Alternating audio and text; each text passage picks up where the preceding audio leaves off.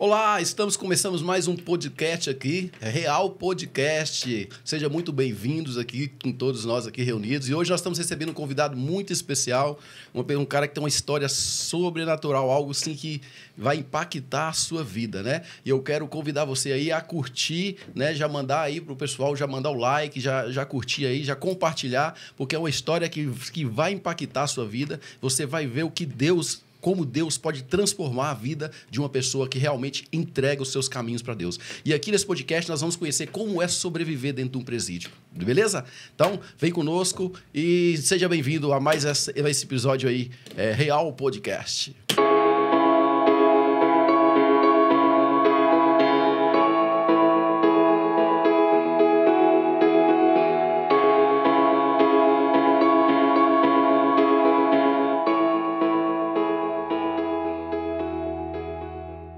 Estamos recebendo aqui no nosso programa aqui hoje o nosso amigo Ricardo, na verdade, Luiz Ricardo, né? Seja muito bem-vindo, Luiz, no Real Podcast, né? Você aqui que veio nessa tarde hoje aqui poder trazer a sua história, né? Então, fica à vontade e seja muito bem-vindo aqui conosco, beleza? Muito obrigado. Isso. E nós começamos aqui, Luiz. Me fala isso, você é natural de onde? Você nasceu aonde? Então, pastor, eu sou natural daqui mesmo, da cidade de Montes Claros. Nasci num bairro chamado Santo Seis, um bairro um pouco periférico, conhecido como um bairro onde tem muita influência, o tráfico de drogas, o mundo do crime predomina muito, né? Então, nasci e cresci mais ou menos naquele ambiente ali. Sim. E qual a sua idade, Ricardo? Hoje eu estou com 32 anos de idade. 32 anos de idade. É isso aí. Ricardo, assim, nós já conhecemos há algum tempo, né? Eu já conheço a sua história e nós estamos aqui para poder realmente ouvir de você, né? O seu testemunho, o que você já passou na sua vida. Eu quero fazer uma pergunta para você. Como é que era, Ricardo, a sua infância? Como é que foi o Ricardo ali na infância? Como é que foi você com seus pais? Como é que você teve a infância ali? Como que era a sua vida como ainda criança? Bom,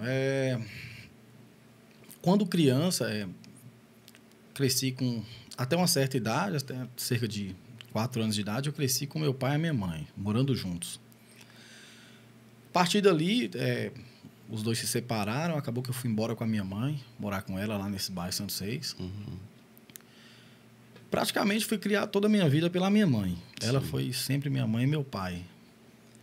E tive uma infância sem o que questionar, uma infância perfeita para uma criança. Sim. Tive uma educação maravilhosa da parte da minha mãe, um cuidado, um carinho muito especial, acima de qualquer crítica. Minha mãe, ela foi um norte para a minha vida, na verdade, né? Desde criança. E aí, cara, só que não sei te dizer exatamente o porquê a minha vida tomou um rumo tão diferente daquilo que minha mãe havia me instruído. Sim, mas deixa eu te fazer uma pergunta. Quando seu pai se separou da sua mãe, você tinha quantos anos? 4 anos de idade. 4 anos de idade. Então, a convivência ali, você e seu pai, numa casa, foi muito curto, né? Foi curta, cara. Foi curta, até porque... Você tem alguma lembrança dele na casa? Tem, claro. Uhum.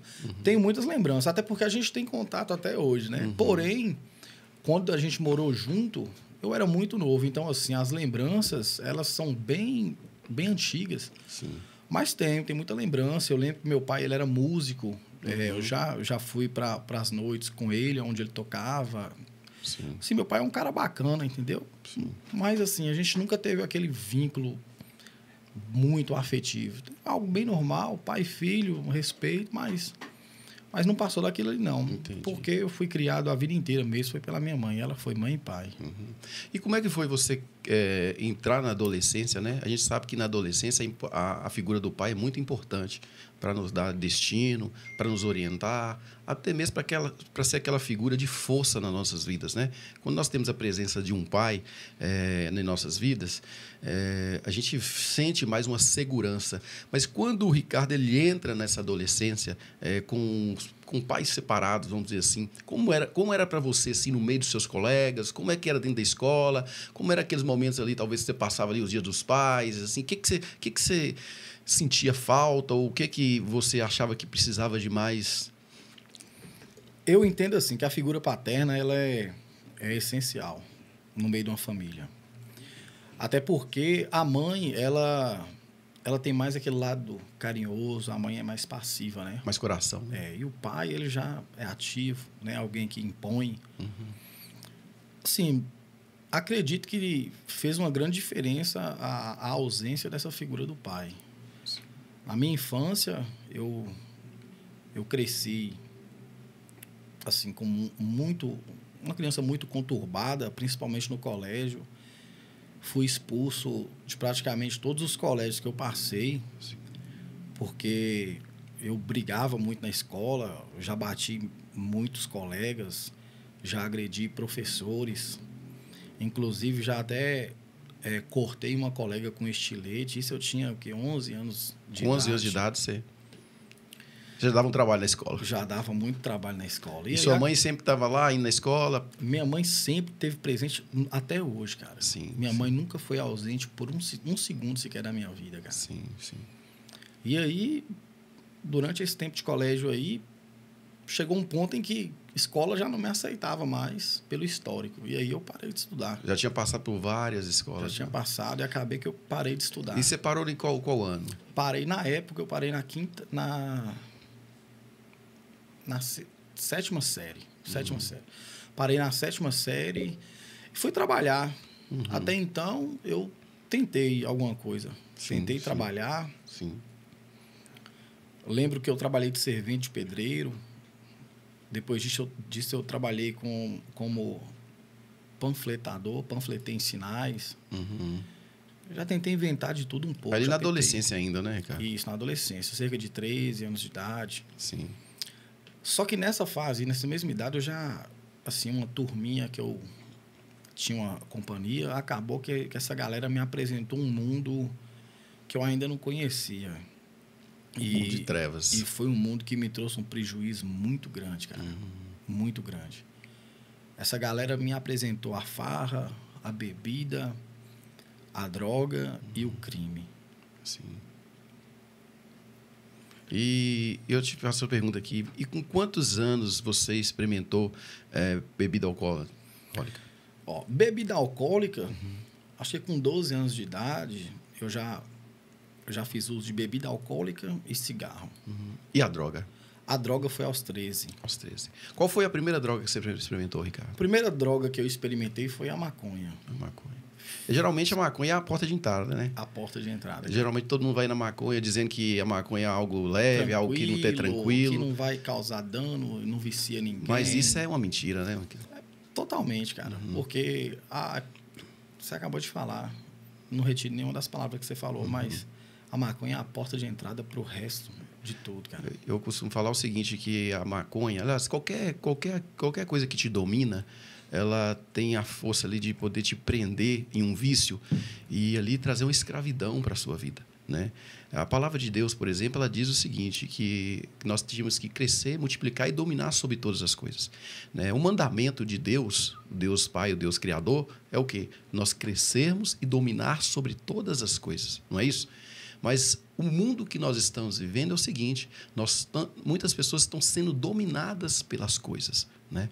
Muitos pelo tabaco, pelo álcool, pelas drogas, pela prostituição, né? Então, tem pessoas sendo dominadas por essas situações que realmente, cara, tem escravizado e tem trazido destruição na vida das pessoas e da família, né?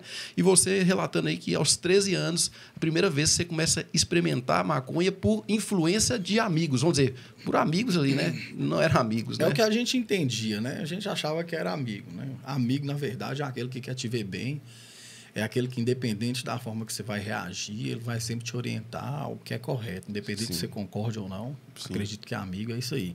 Mas naquele tempo, até mesmo pela pouca idade, a gente fazia aquilo que vinha na cabeça. Na cabeça, né? E aí, cara, como eu disse, conheci a maconha. E aí, numa noite, eu lembro como se fosse hoje, eu não vou citar nome de ninguém aqui, mas um amigo, né? Entre aspas, esse amigo, ele me chamou e me falou assim, cara, a gente tinha bebido bastante, né? A gente estava alcoolizado. E ele falou assim, tem algo aqui que cura isso aí. Você vai ficar são de novo, como se não tivesse nem bebido. Então você tinha bebido e ele quis te oferecer uma outra coisa. Isso. Ali para poder, vamos supor, passar o efeito, né, do álcool. Do álcool. Isso. E aí eu aceitei. Uhum. Me levou no banheiro, pegou aquele pacotinho lá, abriu e era cocaína. A princípio eu assustei, né? Quando ele me falou. Só que pelas coisas que ele me falou, eu acabei que fui na onda. Uhum. E ali foi a primeira vez de uma série de vezes que me levou, cara, a um fundo do poço, assim, extremo. A partir daquele dia ali, cara, eu comecei como todo mundo começa. De vez em quando. É normal, isso não vicia, não. É isso que eu ia te perguntar, Ricardo. Eu quero fazer essa pergunta para você aqui, porque talvez muitos de nós temos essa dúvida, né? Muitas pessoas têm essa dúvida. E é importante a gente deixar bem claro, pelo menos, talvez cada pessoa tenha uma experiência diferente. Mas você acredita que usar a cocaína pela primeira vez, ela já te vicia por completo? Ela já te torna uma pessoa dependente química com se usar pela primeira vez? Pela experiência que eu tive, não é bem dessa forma. Usou e já se tornou um dependente químico. Não. Uhum. Até porque a gente vai chegar no outro assunto em que eu fiz o uso do crack e não me tornei dependente químico do crack. Uhum. Eu fui uma curiosidade e acabou que eu não gostei. E se você for ver bem aí, todo mundo que usa crack é completamente dependente, né? Não foi o meu caso. Sim. Mas assim, o cara começa nessa vibe aí de curtição, cara. Nada a ver com vício. O cara nem enxerga vício, o cara nem sabe o que é vício, nem imagina que um dia ele pode chegar nessa situação. Isso que eu quero entender. Por exemplo, Ricardo, você colocou aí, você já foi usuário de cocaína e também já experimentou o crack. Eu quero que você deixe bem claro aqui, na verdade eu vou reformular a pergunta aqui para você. Eu quero que você me fale aqui qual é a sensação de usar a cocaína e de usar o crack. Qual é a diferença entre essas duas drogas? Qual é o poder de destruição e de poder de escravidão mesmo dessas duas drogas? Qual é a diferença de uma para a outra? Então, a cocaína, o cara, quando ele usa a cocaína, ele tem a sensação de que ele está seguro, de que ele que é o dono do pedaço. O prazer que ele sente ali naquele momento é como se não existisse nenhum tipo de problema na vida dele. Uma sensação de poder, vamos dizer assim? De poder e uma certa paz, entre aspas. Uhum. Tipo assim, no seguinte sentido. É como se o cara esquecesse todos os problemas. O momento está tão bom que não existe nenhum tipo de problema para ele. Mas não é que não existe. Está apenas camuflado durante aquele momento. Uhum. Depois que o efeito da cocaína passa, esses problemas que já existiam, eles dão as caras novamente e eles voltam multiplicados. É onde o cara entra naquela depressão profunda após uma noite de uso de cocaína. Já o crack, quando eu experimentei, eu não gostei. Por quê? Quando eu experimentei, a sensação que eu tive é de que algo apertava o meu peito, a minha garganta. Uhum. E assim, quando o cara usa um crack, a diferença da cocaína pro crack é que a cocaína ela tem um efeito um pouco mais duradouro. O crack é questão de segundos. Por isso, o cara se torna... Sempre quer mais, né? O tempo inteiro, 5, 10 segundos, o cara quer outro, entendeu? E assim por diante. E então, assim, eu não gostei porque eu não tive a mesma sensação que eu tive com a cocaína. Por isso, eu retornei à cocaína, porém, eu retornei pior, cara. Pior. Eu já não tinha mais controle, eu vendia o que eu tinha, eu roubava para sustentar meu vício e aí me apresentaram o crime. Foi aonde eu comecei a vender droga, traficar. Uhum. Comecei a traficar, eu vendia cocaína, crack e maconha. E assaltar também. Colocaram um revólver na minha mão, me ensinaram a roubar. E a partir daquilo eu tomei gosto e comecei a roubar. Era de menor, o pessoal falava comigo, você não vai ficar preso, pode traficar e roubar à vontade. Ricardo, com quantos anos você fez seu primeiro assalto? Com 13 anos. Com 13 anos? 13 anos. Uhum. Com 13 anos, eu desci com uma galera pro centro da cidade e a gente viu uma senhora e ela tava com uma bolsa. E assim, todo mundo era a primeira vez. Todos que foram naquele dia era a primeira vez. Todo mundo na hora de fazer acontecer, e o pessoal ficou assim, com medo, e eu tomei a frente e fui. Eu fui, tentei puxar a bolsa da senhora, ela segurou. Como ela segurava, eu puxava, para não machucar ela, eu acabei soltando. E automaticamente parou uma lotação cheia de gente na hora, todo mundo ficou olhando para mim, aí eu montei na bicicleta e fui embora. E assim, eu fiquei muito assustado e falei para mim mesmo que eu não ia fazer aquilo mais não. Mas no outro dia, eu já desci mais tranquilo, fiz novamente, dessa vez teve êxito, consegui assaltar, levei os pertences da vítima e depois disso eu já passei a assaltar não pessoas, mas estabelecimentos. E alternado com isso aí, eu ficava lá também no morro, vendendo droga, passava a madrugada. Lembrando que eu fazia tudo isso só para manter o vício. O vício da droga. Eu nunca adquiri ou conquistei nada através do crime, cara. Nunca tive nada, pelo contrário, eu só perdi. Eu era um miserável, assim, em todos os sentidos, tanto espiritualmente, que é o principal, quanto em questão de material, na vida material também, de bens. Cara, não tinha nada, eu não tinha R$1 no bolso, cara. Eu vendia droga a noite inteira. Eu vendia 1.500, 2.000 reais por noite e nunca tinha R$1 no bolso. Porque tudo que eu vendia, todo o lucro que eu adquiria era para manter o meu vício. Eu era extremamente viciado. Minha mãe várias vezes quis me internar. Eu resistia porque eu achava que não tinha necessidade de me internar, que estava tudo sob controle, mas não estava. E aí, cara... Você só estava se afundando, né? Cara, eu vou te falar a verdade, Você sabe quando foi que eu tomei um susto? Teve um dia... Quando o cara tá nesse mundo aí, o cara esquece de aparência física, o cara não preocupa mais com beleza. E eu sempre fui um cara bastante cuidadoso, vaidoso. Só que naquele momento ali, eu não me importava mais com isso. E o dia que eu tomei um susto foi um dia que eu entrei na minha casa, eu tinha acabado de chegar de uma noitada. E quando eu entrei na minha casa, que eu entrei para dentro do meu quarto, já fazia, acho que mais de um ano que eu nem olhava no espelho. Sério, cara. E aí, cara, quando eu passei na frente do espelho, eu resolvi olhar. E quando eu olhei, que eu me vi, cara, eu entrei em desespero, velho. Não era eu. Aquele cara que tava olhando na frente do espelho era um cara que eu nunca tinha visto na minha vida, cara. Sim. Magro, extremamente magro, feio, olho fundo, sujo. Cara, eu não me conhecia ali, eu tomei um susto. Aquilo ali foi essencial para mim tomar aquele susto e tomar uma decisão que foi, assim, eu não encontrava saída, cara. Eu queria parar de usar droga, mas eu não conseguia. Eu era viciado em álcool, droga, cigarro e prostituição. Eu não conseguia parar com nada disso. Sim. Uma coisa interessante, Ricardo, que a gente percebe, principalmente pelos usuários de crack, que geralmente quem tem costume de usar essa droga, a afeição deles, a face deles é totalmente transformada, né? Deformada. Você vê uma deformação naquela pessoa que é usuário de crack. Mas uma coisa, eu quero te fazer uma pergunta aqui, é o seguinte: você já usou crack alguma vez e teve algum tipo de alucinação, assim, vamos dizer, espiritual, demoníaca? Crack, não. Não? Mas com a cocaína, sim. Você teve alguma Várias vezes. Várias vezes. Eu via pessoas que nem existia, eu sentia tocando em mim. Teve uma madrugada mesmo, minha esposa, ela até lembra disso, a gente comenta sobre isso várias vezes, já comentamos, né, várias vezes, em que a gente estava em casa e eu tinha usado droga.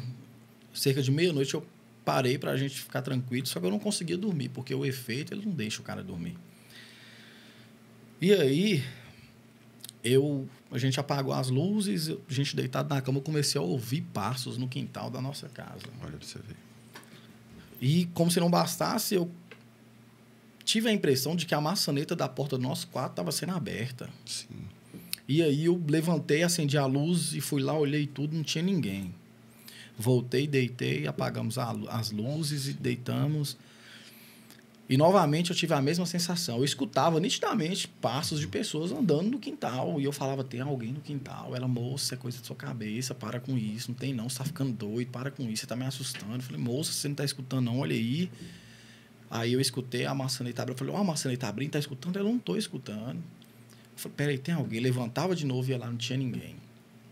E aí, eu lembro que lá em casa tinha 2 potinhos assim de uma água que foi consagrada na igreja. E eu tive a intuição de pegar aquela água e jogar para ver se repreendia aquele mal ali. Né? Já que ela dizia que não tinha ninguém, mas então via, eu entendi, né, que aquilo fosse espiritual. Eu consegui ter essa compreensão. Sim. E aí, cara, quando eu joguei a água, eu joguei na cozinha e fui para a sala. Quando eu cheguei na sala, eu joguei. Quando eu virei as costas para ir pro quarto, para jogar no quarto, eu senti a água voltando nas minhas costas. Que isso, cara? Eu entrei em desespero. Aí eu liguei para um presbítero, que hoje é pastor, pedi ele para orar por mim. Ele falou, não, eu vou ir na sua casa e tal. Eu falei, tudo bem, desliguei o telefone e estava esperando ele vir. 5 minutos após, ele liga e fala assim, cara, não vou poder ir. Eu falei, por quê? Quando eu levantei, minha esposa dormindo, ela levantou, olhou para mim e falou assim, Deus mandou dizer para você não ir. É para você ficar. É Deus e ele. Então, hoje eu entendo que ali foi um tratar de Deus comigo, mas no dia eu não entendi. Eu achei até que ele estava rejeitando me socorrer, né? Como um líder espiritual. Achei que era obrigação dele ir lá orar por mim. Sim. Mas aí, para não deixar de orar, ele pediu para eu pôr no Viva Voz. Eu coloquei, ele orou. E por incrível que pareça, depois que ele terminou a oração, eu consegui deitar e dormir. Aí eu fiquei tranquilo. Mas eu tive... Essa foi uma de centenas de experiências que eu tive com alucinações. Interessante, Ricardo. E aí, já que você entrou na assunto da oração, né?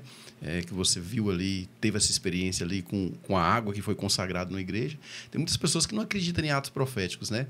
Eu costumo falar que atos proféticos é a Bíblia toda. Se você pegar a Bíblia do início ao fim, você vai ver atos proféticos. O livro de Jeremias, por exemplo, Jeremias era um dos que mais fazia atos proféticos, né? Consagrando ali diversas situações ali como uma forma de trazer uma mensagem de Deus para aquele povo. Então eu acredito muito nisso, nessa questão de atos proféticos, cara. E com certeza a consagração ali daquela água com certeza surtiu efeito ali, né, em você ter essa experiência divina com Deus. Foi a primeira experiência que você teve com Deus, assim, vamos dizer assim? Não, porque essa experiência que eu te contei, na verdade, ela foi após eu ter me afastado do Evangelho.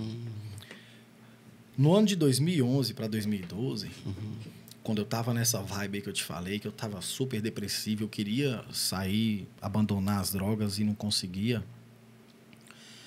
Tinha uma moça, hoje eu entendo a importância do trabalho do evangelismo pessoal, individual. Lá na biqueira onde eu vendia droga, tinha uma moça, eu não sei o paradeiro dela mais hoje. Essa moça, ela passava todos os dias. Ela via eu vendendo droga, ela via eu usando droga. E toda terça, quinta e domingo, ela passando na rua para ir pro culto, ela parava na biqueira e falava comigo, moça, é um menino tão bonito. Para com isso. Você sabia que Deus tem um plano, tem uma obra, tem um projeto na sua vida? Vão para a igreja comigo? E eu falava, não, depois eu vou lá.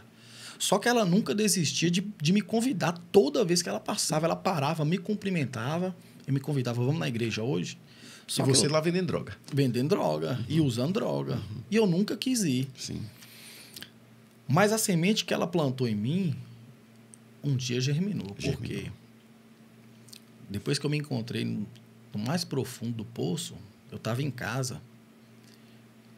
Eu falei, eu tenho que fazer alguma coisa, eu não consigo. Eu lembrei dessa menina, eu lembrei das palavras que ela falava e lembrei do endereço da igreja que ela ia, que ela me falou. E eu tomei a decisão de ir lá nessa igreja. E eu fui. O culto começava às 7h30, eu fui para lá às 6 horas da tarde. Você vai entender por que eu fui 6 horas da tarde. O diabo, cara, o diabo ele não brinca de ser diabo. O mundo espiritual ele é muito ativo, as pessoas que não percebem. Quando eu tomei essa decisão de ir, quando eu pronunciei com a minha boca que eu ia lá na igreja, 6 horas da tarde, bateu no meu portão.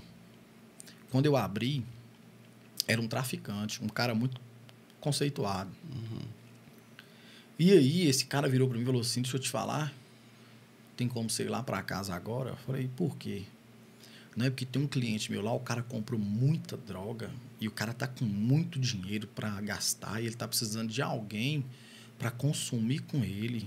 E você vai ficar lá tudo por conta dele, bebida, droga, o que você quiser gastar, tudo por conta dele.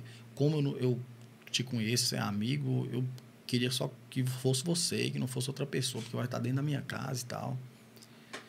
Foi tentador. E foi no mesmo horário do culto? 6 horas da tarde. Foi por isso que eu fui 6 horas da tarde. Então a bandeja que ele te colocou foi pesada, né? Aí eu falei pra mim mesmo, quer saber de uma, eu vou rejeitar.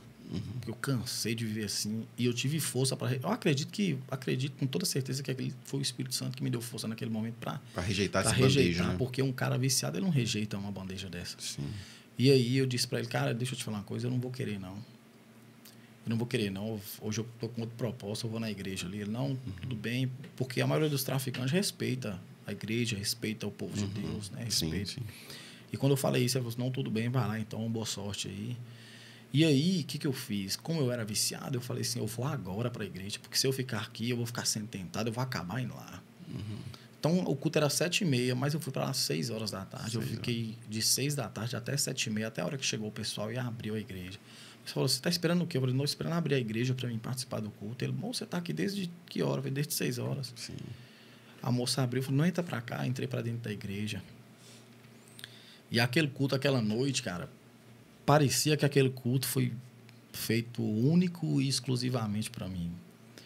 Desde o princípio dos louvores ali, as canções que cantavam ali, falava comigo de uma forma muito profunda. Eu já comecei a sentir que tinha algo diferente ali acontecendo.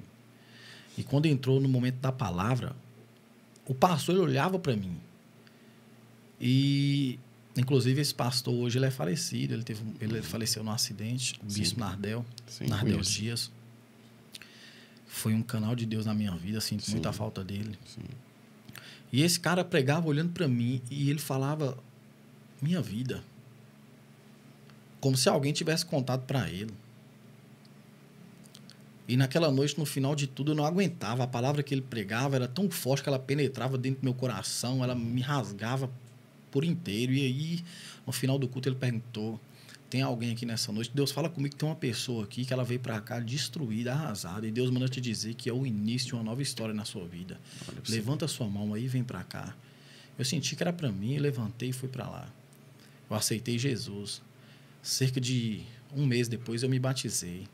6 meses depois, eu fui consagrado obreiro e levita dentro daquele ministério. Então, depois que você entrou ali para a igreja, daquele culto ali, você largou tudo? Abandonei tudo. E isso para você, assim, você que era uma pessoa que era viciado da droga, você traficava para poder consumir a droga.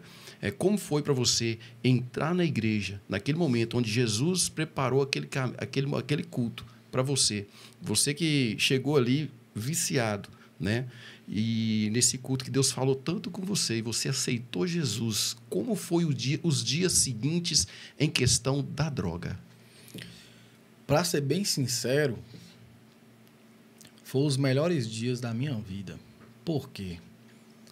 Por mais que uma pessoa que é viciada ali tenha a atitude de abandonar as drogas, ela sente falta, o organismo sente falta. Até porque já havia uma rotina, né, do uso constante de drogas e tal, então o organismo ele sente falta. No meu caso, foi ao contrário. Porque quando eu entrei dentro daquela igreja, eu não saí de lá o mesmo. O meu corpo não sentiu, minha mente não sentiu, minha alma não sentiu necessidade de nada mais. Eu saí dali liberto, completamente cheio daquilo que eu precisava ser cheio. O vazio que existia dentro de mim foi preenchido ali por completo. Foi por isso que eu tomei a decisão de ali permanecer, de congregar ali. Eu fui muito bem recebido, fui orientado, instruído pelo pastor Nardel e toda a equipe de obreiros daquela igreja. Sim. Hoje é o pastor Hudson, sim, amigo e homem de Deus, me ajudou muito, inclusive no período em que eu estive preso, o pastor Nardel e o pastor Hudson me ajudou muito. Junto com alguns outros obreiros lá, o Vá, o Léo. Sempre esteve presente ali, né? Sempre estiveram presentes, mesmo distante. Mas foi uma experiência maravilhosa que eu não tive falta mais de droga, de crime, de nada. Fui liberto. Então, você acredita, assim, principalmente para quem está nos ouvindo, né? O pessoal, muitas vezes, tem pessoas, tem familiares, tem mães, tem pais que têm internado os seus filhos, têm buscado respostas para poder ajudar os seus filhos saírem da droga, né? Muitos estão em clínicas de recuperação, tentando essa recuperação. Mas com você, Ricardo, foi diferente. Simplesmente foi só preciso um culto onde Jesus te chamou ali para dentro para trazer para você uma verdadeira libertação, tirar do seu sangue, da sua corrente sanguínea, todo o desejo, né, de você usar a droga. Então, você acha que Cristo é o único caminho hoje ou o mais eficaz hoje para a pessoa poder sair totalmente das drogas? O caminho é Jesus? Eu vou ser bem sincero. Para o cara ser liberto da droga, não tem outro caminho se não for esse. Não existe libertação sem Jesus. Seja ela qual for, em qual área for. Não existe libertação sem Jesus. A clínica, ela ajuda. Até porque hoje em dia as clínicas, além de tratar com medicamentos, né, ela também trata com a palavra de Deus. Hoje em dia... a maioria delas, A maioria delas tem esse esquema implantado lá dentro. Mas para obter êxito numa libertação, cara, não existe remédio, clínica, nada a não ser Jesus. Tem que ter uma entrega genuína para Cristo, né? Só Jesus pode libertar o homem. Entendi. Mas e aí, Ricardo? Você aceitou Jesus, teve uma vida ali, viveu um tempo. E como é que você casa? Você já era casado? Não, então. E aí, nesse intervalo aí, em que fui consagrado obreiro, conheci a que hoje é minha esposa, a Amanda. E aí, cara, a gente namorou, noivou, casou na igreja, tudo conforme a palavra de Deus ordenava. A gente foi seguindo, foi fazendo, casamos, fomos morar junto. Só que a gente casou novo, ela tinha 17 anos, eu tinha 20, por aí, 21, 20 anos por aí, 21. E aí, sem experiência, casamos rápido, e a gente não tinha ideia do que estava por vir. E aí a convivência, cara, a diferença de gênero, ela entrou em conflito ali naquele... A gente só conhece uma pessoa quando a gente entra debaixo mora do com teto. ela, verdade. E aí, cara, eu era obreiro na minha igreja, ela também. A gente congregava, nesse caso, né, há anos. Só que aí, a gente começou a ter muito conflito no casamento. Muito, muito. A gente brigava ao extremo. Só que aconteceu algo anterior, que precedeu a minha queda. Eu estava num culto e a igreja que a gente congregava trabalhava muito com libertação, com oração de imposição de mãos. Sim. E aí, sempre que a gente orava, eu lembro de uma mulher que um demônio se manifestava nela, e esse demônio sempre manifestava com as mãos para trás e com os olhos fechados. Manifestava nessa mulher que... Nessa mulher. Que frequentava a igreja. Isso. Ela frequentava a igreja, estava lá todo culto, mas passava por um processo de libertação. E sempre que esse demônio, essa entidade se manifestava nela, era dessa forma. Sim. Só que num belo dia, essa entidade se manifestou nela, e nesse dia ele não colocou as mãos para trás, e ele abriu o olho dela e olhou dentro do meu olho e falou para mim assim: eu te odeio. Quando ele falou aquilo, cara, uma coisa que eu quero deixar bem claro para todo mundo que é crente, a Bíblia fala assim: ó, aquele que pensa estar de pé, cuide para não cair. Para não cair. Tem nenhum super-homem, bispo, papa, pastor, o que for, cara. Todo mundo humano, todo mundo sujeito a falha, a errar, a cair. Só que eu estava tão cheio de mim mesmo naquele determinado tempo, que quando aquela entidade olhou no meu olho e falou para mim: eu te odeio, eu ri, eu zombei, falei assim: ainda bem que você me odeia. Estranho era se você falasse que gostava de mim, quando eu deveria ter repreendido e acabado ali, sabe? Eu levei na brincadeira. E ele abriu o olho dela de novo, olhou para dentro dos meus olhos e falou assim, eu vou te pegar. Falei, pega nada. Ele falou assim, pego. E orei, expulsei aquele demônio, foi embora e tal. Foi embora para casa. Depois disso, meu casamento virou um inferno. Um verdadeiro inferno. Briga todos os dias, pela manhã, à tarde, à noite. E chegou um certo momento em que até durante o culto, na igreja, a gente brigava, discutia o tempo inteiro. E essa briga constante, ela foi enfraquecendo a nossa fé. Até que chegou um belo dia que eu falei assim, eu não vou na igreja hoje. A gente ia acabar de brigar. Ela foi sozinha, eu não fui. Esse eu não fui foi o suficiente para eu não ir outra vez, e não ir outra, e parar de ir. E, consequentemente, tem um ditado que diz que a brasa que é tirada do fogo, ela se apaga. E foi literalmente assim comigo. Eu parei de ir, eu me apaguei. E foi a porta. Foi a brecha. Foi a porta para uma destruição total. Sim. A partir dali, eu voltei para o crime, voltei para as drogas. E no intervalo de tempo muito pequeno, eu voltei a roubar, assaltar. E aí foi aonde eu, juntamente com outras pessoas, a gente bolou um assalto. Que a gente ia subtrair ali da vítima cerca de R$200 mil em dinheiro. E acabou que tudo que a gente planejou deu errado. Deixou de ser um assalto, se tornou um latrocínio. E aí a gente foi preso, eu fui preso e fui condenado a 28 anos de prisão, tendo que cumprir 11 anos e 2 meses trancado dentro de uma cela. Como eu era primário, a gente recorreu, caiu a minha pena para a mínima, porém a mínima é muito alta, 20 anos. Sim. E esses 20 anos eu tive que cumprir uma fração de 2/5 e fiquei 8 anos trancado dentro de uma cela, num presídio aqui da cidade. Sim.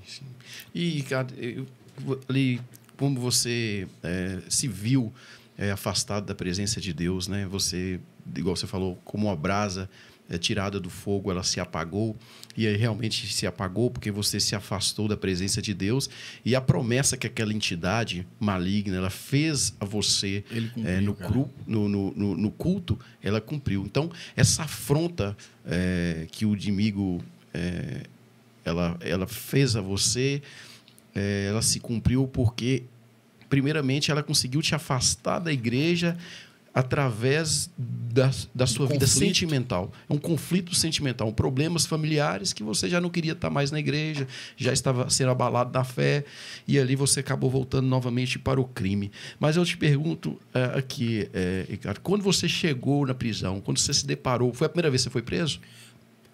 Para cumprir uma sentença, sim. Fui preso inúmeras vezes quando eu era de menor, mas nunca cheguei a permanecer, não. Ficava preso de um dia para o outro só e era liberado na porta da delegacia mesmo, com a presença de um maior responsável. Sim. Mas para entrar dentro de um presídio de maioridade e cumprir uma pena foi a primeira vez na minha vida. E quando você chegou no presídio, você falou assim, agora a ficha caiu, eu tô preso, vou ficar. Como é que foi? Qual foi a reação que você teve? Quando eu cheguei, na verdade, a minha ficha ela demora a cair, cara. O cara, quando ele cai na cadeia pela primeira vez, a ficha dele demora muito a cair. Até porque eu cheguei, eu acreditava que eu ia embora rápido. E aí encontrei alguns conhecidos lá também que tentaram passar uma certa tranquilidade para mim. Ficou aquela expectativa de ir embora ou não. Mas aí o tempo foi passando. E aí eu tive que aguardar uma audiência de instrução. Passaram-se 6 meses. Fui nessa audiência para ser ouvido, né?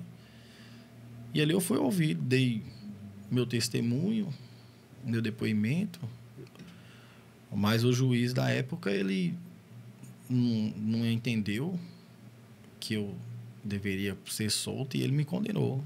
Condenou 28 anos, que posteriormente ficou fixado em 20 anos. No caso de latrocínio, você foi a júri popular? Não, latrocínio ele não tem júri popular. O latrocínio ele é uma audiência de instrução. Então, nessa audiência de instrução, devido às provas e o boletim de ocorrência e tudo que a polícia ofereceu ali ao Ministério Público, o juiz sentenciou você. Me condenou. E ali, depois da sentença, que sua ficha realmente caiu? Então, ainda não. Ainda não. Por quê? Porque ainda tinha a opção de recorrer. E o advogado, ele me dava muita segurança de que ia dar certo. Assim, é comum dos advogados passar isso para os clientes, né? Sim, sim. E eu acreditava que ia dar certo. Ele, não, vai dar certo, vai dar certo. E essa resposta demorava até que completou 1 ano. Quando completou 1 ano, chegou a resposta confirmando que eu deveria ficar preso. 8 anos trancado lá dentro. E ali que a ficha caiu. 1 ano depois de você preso? 1 ano depois. A ficha caiu. E como foi, assim, Ricardo, a sua convivência dentro da prisão? Do dia que você chegou a esse ano, a 1 ano que se passou, como era você ali? Como você, vamos dizer assim, sobrevivia lá dentro? Como foi essa experiência que você teve lá dentro, assim, nesse período? Bom, no início, como era tudo novo para mim, eu não sabia, na verdade, o que fazer. Minha família sempre esteve do meu lado, minha mãe, principalmente, me dava total apoio. Só que o problema é que ali dentro, cara, o presídio ele é a central do crime. O presídio ele é o centro do mal, cara. Entendeu? Ali está concentrado um peso espiritual muito grande ali. São até porque quem está ali é porque não estava fazendo o que presta, né? Então, o demônio levou todo mundo para lá. Só pessoas ali que foram todas usadas pro mal, né? Grande parte, né? Só grande maioria, né? Quase que 100%. Mas e aí o que acontece? Então é um ambiente muito pesado. Sim. Um ambiente difícil de se conviver. Porque, primeiro, vamos lá. A cela é programada para 8 pessoas. Sim. Eu cheguei a ficar com 26 dentro da mesma cela. Então você ficou com 26 pessoas dentro de uma cela. Programada para 8 pessoas. Isso, 26 pessoas. E você dormia como lá? No chão? No chão, dentro do banheiro. Cara, era uma desgraça total. Sim. Mas com o passar do tempo, chegou um certo tempo que eu consegui adquirir minha jega. Jega é a cama da cadeia. O nome que dá para a cama Lá tudo tem um nome diferente. Tem um nome, A cama é a jega, o copo é a taça, o banheiro é o boi. Tudo lá tem um nome diferente, né? Tudo tem um nome diferente. Sim. E aí eu consegui chegar na minha cama e sair desse sofrimento, ficar no chão ali. Sim. Porém, lá sempre é uma roda que nunca para de girar. Eu saí de lá, mas posteriormente chegava outro que ia para lá e mantinha aquela quantidade ali por muito tempo. Geralmente, assim, a gente viu que você, né, já cometeu diversos delitos e esse aí, mas geralmente tem algumas pessoas que chegam no presídio, elas chegam com certo status, né? Vamos dizer assim, um certo respeito da criminalidade, né? Então tem presos e presos, né? Tem presos que chegam em pavilhões e que eles são altamente respeitados, a pessoa ali, os presos estão ali, respeita muito. Mas como foi isso para você? Você tinha algum nome na cidade ou você realmente foi uma pessoa que cometeu um simples erro, aí, né? Que foi grave, mas uma pessoa comum? Então, na verdade, em questão de ter nome, assim, na criminalidade, eu não tinha, não. Assim, eu fui muito bem recebido, muito bem mesmo, pelos amigos, né? Até mesmo por aqueles que não me conheciam, o pessoal lá me recebeu muito bem, entendeu? Não por status que eu tinha, mas simplesmente pelo meu caráter, pela minha pessoa mesmo, né? O dia a dia. E pelo conhecimento também que outras pessoas passaram, né, para quem estava lá dentro, que já me conheciam. Sim. Mas, assim, fui bem recebido, sempre fui respeitado nesse aspecto aí. Porque, infelizmente, tem muito isso lá. Tem muito isso. Tem muito. Tem muito cara lá que é desprezado, humilhado, ao ponto de ser chutado. Sim, sim. A gente tem cara muitas... que chega, principalmente cara que é viciado em crack, que andarilho da rua aí, que acaba comete um delito e cai dentro da prisão lá. Tipo assim, não tem respeito nenhum, não. Sim, sim.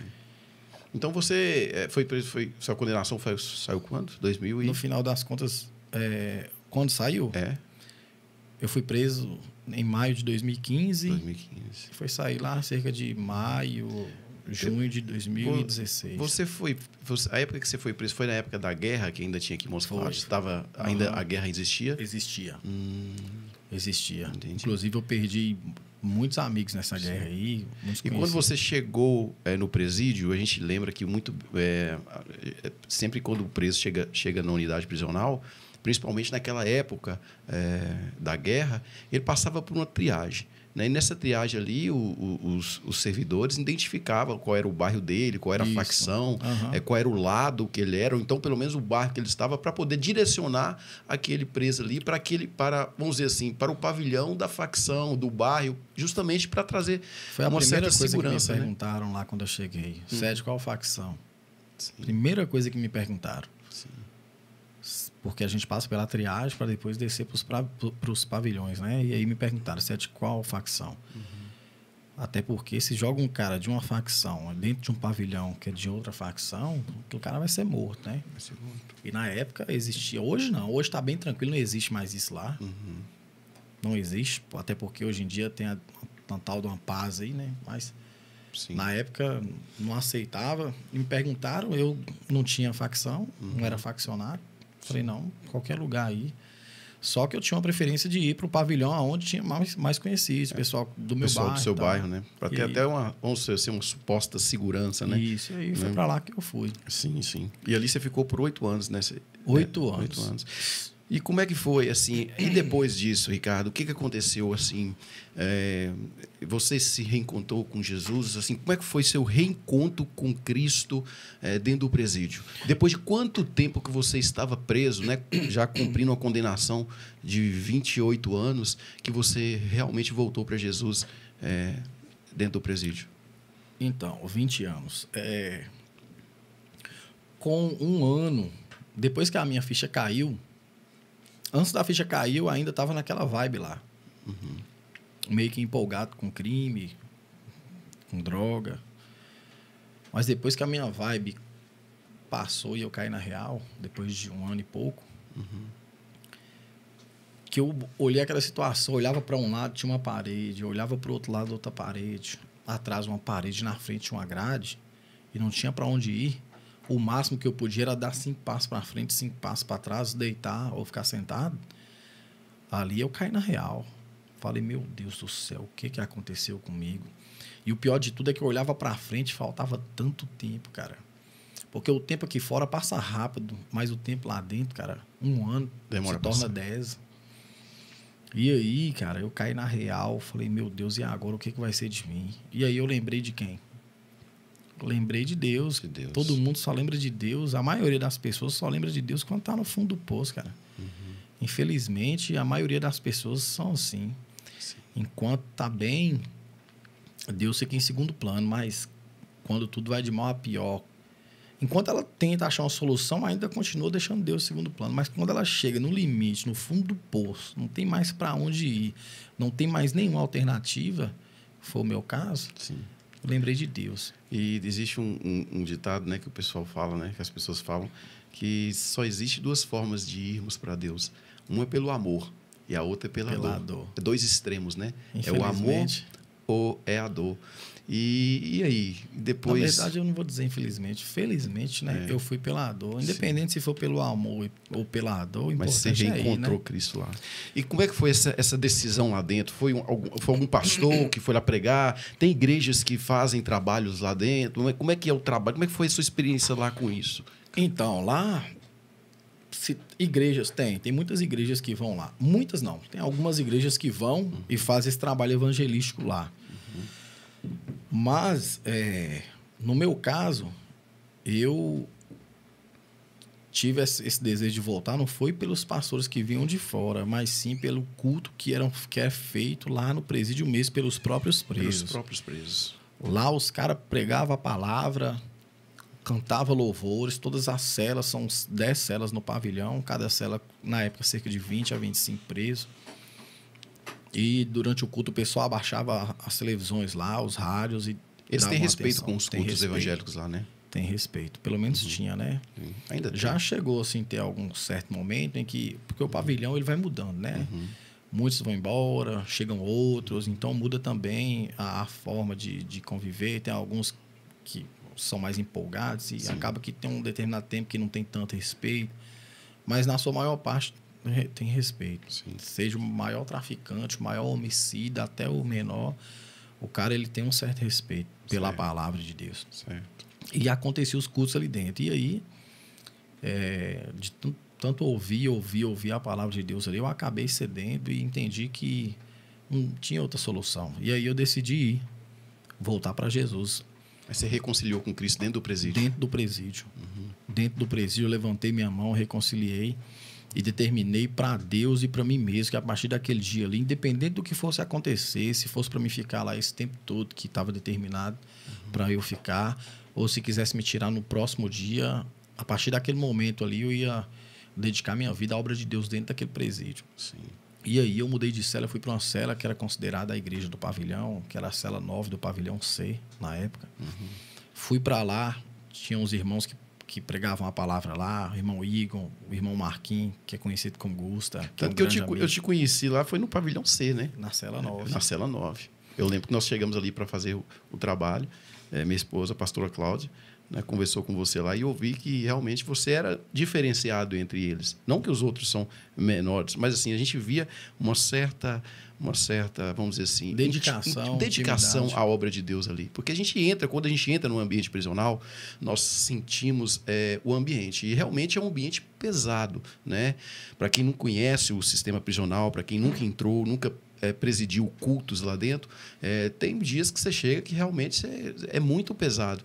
Demais. Mas, da mesma forma que ele é pesado, quando a glória de Deus ela manifesta dentro dos cultos, nos pavilhões, é algo sobrenatural. É só quem já participou de um culto dentro da unidade prisional ali, que já teve experiências para contar o que Deus, né, ele faz no meio daquelas pessoas ali, né, a presença do Senhor ali, a transformação. Porque ali se cumpre, Ricardo, uma palavra de Deus que diz que aonde abundou o pecado, superabundou a graça de Deus. E é isto, entendeu? Ali se cumpre. Porque as pessoas que vão ali pregar no presídio, que vão levar a palavra de Deus, né, para aqueles que estão privados da sua liberdade, né, o que acontece com ela? Aquelas pessoas que vão ali, ela cumpre isso, né, cumpre o mandamento de Deus, que Jesus disse, né, eu estive doente, ninguém fosse me ver, estive preso, ninguém fosse me visitar. Então, é diferente quando eu estou na minha casa, eu saio da minha casa, eu visto a minha melhor roupa, vou para a igreja buscar Jesus, né? Mas ali é diferente, ali os missionários, os pastores, os irmãos que vão nas unidades prisionais, eles vão levar o próprio Cristo àquelas pessoas que estão nas trevas. Então, é só quem passou por isso que tem essa sensibilidade de entender o quanto a obra dentro do sistema prisional ela é importante para a ressocialização. Porque eu vou falar a verdade, eu acredito na ressocialização através da palavra de Deus. Esse, para mim, é a maior ressocialização. Verdade. E você é prova disso, né? Que você se tornou lá, então, vamos dizer assim, um líder, um líder religioso, um pastor, vamos dizer, do pavilhão, que presidia os cultos ali para os presos também, né? Foi. Durante 5 anos eu fiquei na liderança geral de ministrar culto, de organizar culto, de ganhar alma para Jesus. E isso você tinha o aval da direção do presídio? Não, como é que funciona? Não, na verdade era tudo por conta própria. Tudo entre os presos e para os presos. Entendi. Mas assim, como eu te disse, eu dediquei ao máximo, entendeu? E preguei a palavra, tive muito levante ali dentro, porque o inimigo ele não gosta. Cara, eu vivi ali manifestações, experiência com demônios que eu nunca tinha tido antes. Eu vi demônio manifestar num cara, abrir a mão e a luz apagar, fechar a mão e a luz acender. Dentro da cela? Da cela. Mas peraí, vamos dizer. Você estava na cela, você estava preso, né, na cela, e E você viu o demônio se manifestar dentro da cela onde você estava? Várias vezes. Inclusive, um dia que vocês foram lá, Cláudia, sua esposa, que estava lá, ela é testemunha ocular disso. Ela viu o momento em que ela chegou. Eu estava aqui na grade, o rapaz na cama de cima aqui.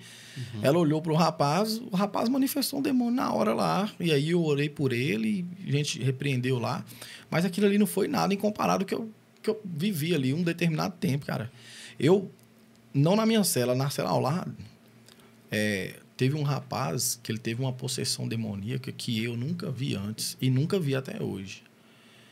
E ele se dizia ser o próprio Lúcio. Eu não acredito que era, né? Mas eu acredito que fosse uma entidade muito forte. Sim, ou a legião, né?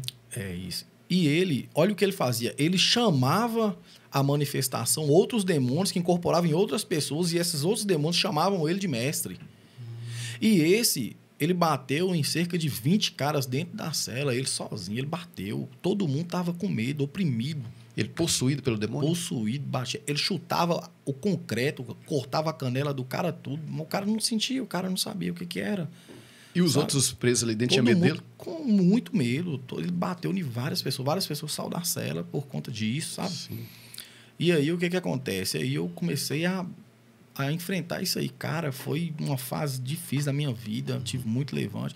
Eu tinha que acordar de madrugada, de manhã, de tarde, de noite, para estar orando. Os caras, ô irmão, e aí, irmão? Olá, e tal. E escutava as vozes gritando de madrugada. Sim. Sabe? Luz, moça, era coisa sobrenatural que acontecia. Sim. Mas eu entendi que ali foi um propósito de Deus. Deus permitiu aquilo ali para despertar aqueles caras presos que não acreditavam no mundo espiritual.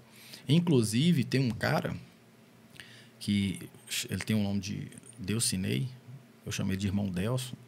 Na época, ele era conhecido como angolano. Angolano, já ouvi falar. Ele era muito considerado, principalmente lá na região onde ele comandava o tráfico de drogas.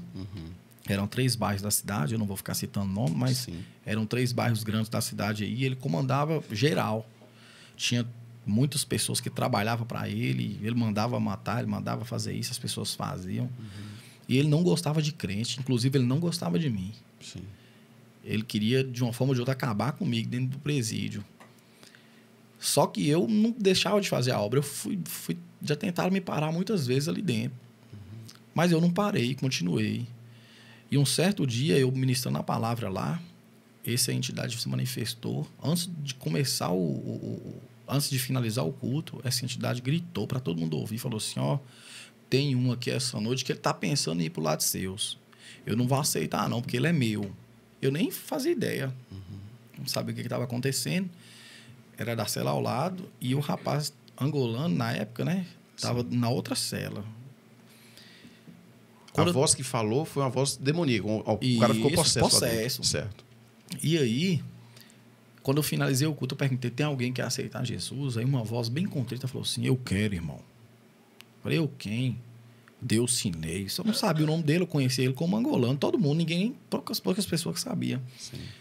Ele, não, moça, Delcinei, moço, angolano. Quando eu falei aquilo, quando ele falou aquilo, o demônio gritou e começou a espernear, bater a grade lá e querer bater em todo mundo. Não, você é meu, você é meu. Sim. E aí, no final das contas, angolano deixou de ser angolano. O cara olhou para os meninos lá que trabalhavam para ele e falou assim, a partir de hoje eu estou abrindo mão do crime, abrindo mão de todos os bairros, abrindo mão do tráfico, abrindo mão de tudo.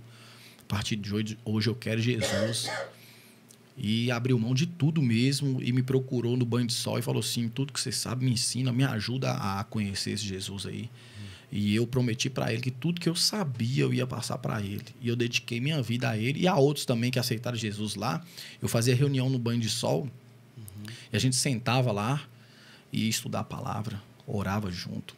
Eu passava para ele tudo que eu aprendi na minha igreja, com o pastor Nardel, com o Hudson, que hoje é o pastor Hudson, com o Léo, com o Vá, passava tudo para ele. Maravilha. E aí, cara, ele saiu, hoje ele está aí, ele é um pregador da palavra de Deus. Que maravilha. Sabe? Um cara abençoado, uma alma que você ganhou ali dentro do presídio, né? Uma das, né? Mas, assim, para mim tem um gosto mais especial, justamente porque... Pelo peso que realmente, vamos dizer, tinha na cidade, né? E uma alma, vamos supor, era um soldado do demônio, né? Isso. Que era usar, ele era uma pessoa que ele era usado pelo inimigo, né? E ele tinha uma certa influência sobre outras pessoas. Então ali foi algo do Senhor. E aí, cara, esse tempo que eu passei ali dentro, eu não deixei esse tempo ser vácuo, ser vazio. Além de fazer a obra de Deus, eu também passei a estudar. Como eu tinha parado de estudar, formei. Só que eu não queria só formar, eu queria algo mais. Então você formou dentro do presídio? Dentro do presídio. Eu formei o ensino médio dentro do presídio. Que bacana. E também, dentro do presídio, eu fiz vários cursos pela CENED, a Escola do Distrito Federal. Fiz o Enem, passei no Enem 2 vezes. Inclusive, eu ganhei uma bolsa para fazer uma faculdade.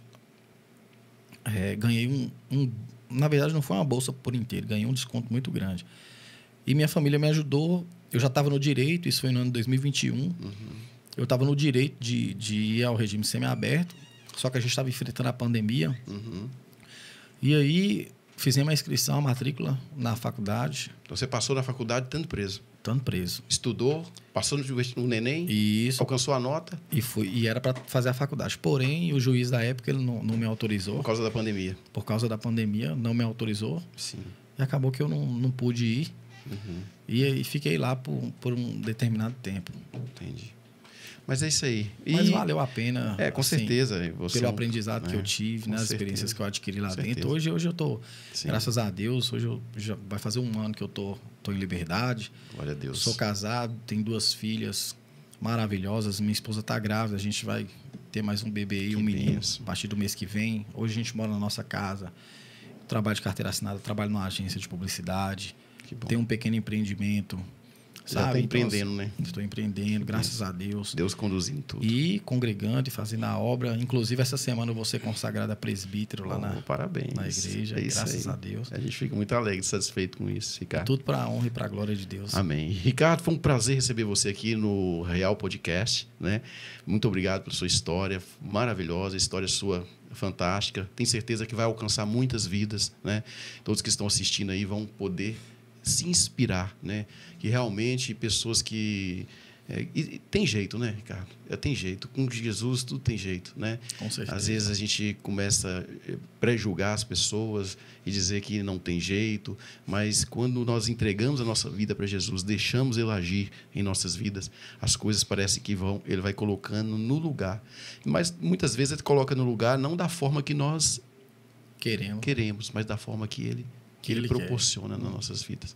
E a gente vê que hoje você é um instrumento de Deus, né? Você é um servo, é um filho, é uma pessoa totalmente transformada aí. Hoje é um exemplo para toda a sua família, todos os seus amigos, para sua esposa e para nós muito mais, né? Porque a gente conhece a sua história, caminhamos um tempo com você, né? Acompanhamos o seu sofrimento. E, cara, para mim ter você aqui hoje é uma honra muito grande, beleza? E antes de nós finalizarmos o nosso programa, né, eu gostaria que você deixasse uma mensagem, né? Fique à vontade, deixa uma mensagem, né? De tudo, não sei, fique à vontade. Ok, então, antes de mais nada, eu quero agradecer também a oportunidade de estar aqui, né? Para mim também é um prazer te encontrar aqui. A gente encontrou tantas vezes lá dentro do presídio, né? Sim. Você como pastor que vinha de fora para pregar e eu como preso. Sim. Mas hoje a gente se encontra aqui num bem precioso que é a liberdade, né? Então, eu agradeço muito a oportunidade de abrir esse espaço aqui para mim contar um pouco da minha história e deixar aí um exemplo, né? Para muitas pessoas que com certeza vão assistir esse vídeo. Eu espero que esse vídeo ele chegue até essas pessoas. E você que vai assistir esse vídeo aí, a mensagem que eu deixo para você é que, independente do que você estiver enfrentando, talvez você é um viciado em drogas, talvez você é uma mulher viciada em bebida, em farra. O bem mais precioso que Deus deixa para o homem na terra, os bens são família e liberdade. O ser humano, infelizmente, ele passa a dar valor nessas coisas depois que ele perde. Você que está aí, não espera perder para dar valor, não. Valorize sua família enquanto é tempo. Valorize sua liberdade enquanto você a tem. Sempre há tempo, nunca é tarde. Droga não leva ninguém a lugar nenhum, a não ser o fundo do poço. Crime não dá nada para ninguém. Isso é a mais pura ilusão. Todo mundo que eu conheci no crime está abandonando o crime porque viu que o crime é furada. Hoje eu trabalho, estudo, faço enfermagem, com alegria, com orgulho, porque eu sei que esse é o caminho que nos leva para um futuro digno e de alegria verdadeira. Então, a mensagem que eu deixo é, em primeiro lugar, buscar o reino de Deus. E essas outras coisas, Deus ele vai acrescentar na nossa vida. Amém? Muito bom, Ricardo. Isso aí, essa mensagem, né? Nós recebemos de coração, tenho certeza que o público aí em casa também que recebeu essa mensagem, recebe, né? E conhecendo um pouco da sua história. Meu irmão, que Deus te abençoe, viu? Forte abraço para você. Obrigado. Você sabe que aqui a porta está aberta, né? Sempre que precisar de nós, conta conosco, né? Você sabe que o pastor Arley Júnior e a pastora Cláudia, né? O pessoal do Luz no Castro, toda a equipe aí, né? Está do seu lado. E o pessoal que não pôde estar aqui conosco, manda um abraço para você, viu? Ok. E seja bem-vindo lá na nossa igreja lá. Retribua o abraço. Nós estamos sentindo sua falta lá. Faz uma visita a gente. Se Deus quiser. Beleza? Foi um prazer. O prazer é todo nosso. Pessoal, estamos encerrando mais um podcast, né? Real Podcast. Você aí pôde ouvir a história, né, do Luiz Ricardo, né, um cara que passou pelo sistema prisional, uma pessoa que, né, teve uma caminhada difícil na sua vida, né, mas superou todos os seus obstáculos e Deus deu ele uma segunda chance de poder recomeçar a sua vida, recomeçar com a sua família, né? E hoje ele está estudando, fazendo enfermagem, trabalhando, empreendendo. E é isso, cara. Não desista dos seus sonhos, né? Mesmo que esteja difícil, mesmo que a luta seja grande, não desiste, porque Jesus, ele é contigo. Amém? Até a próxima, se Deus quiser. Deus abençoe todos.